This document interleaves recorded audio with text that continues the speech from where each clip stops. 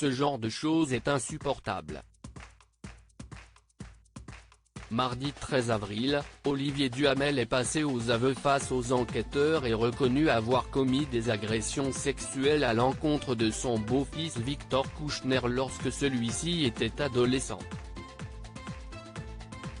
C'est Camille Kouchner qui en janvier 2021 avait brisé l'omerta en publiant La Familia Grande, entraînant après la publication du livre de nombreux débats notamment sur la question du consentement, qui a fait notamment l'objet d'une révision de loi en mars dernier, fixant le non-consentement sexuel des mineurs à 15 ans et 18 ans dans un cas d'inceste.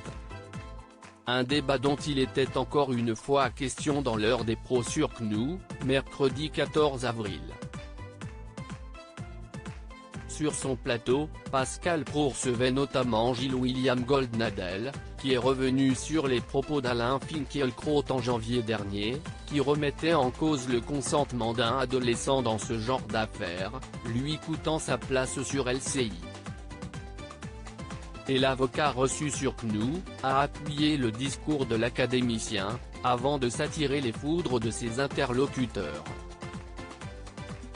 J'ai pas un mot à retirer de ce qu'a dit Finkielkraut.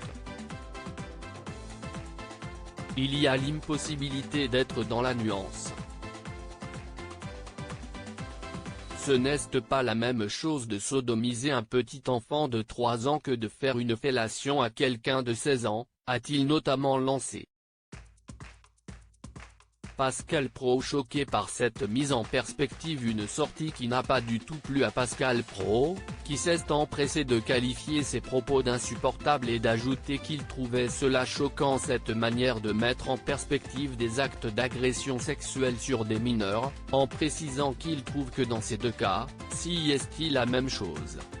Quelques heures plus tôt, le journaliste de CNOO avait eu l'occasion de confronter Alain Finkielkraut lui-même, en lui demandant de revenir sur sa sortie polémique, ajoutant qu'il n'y a pas de place pour la nuance.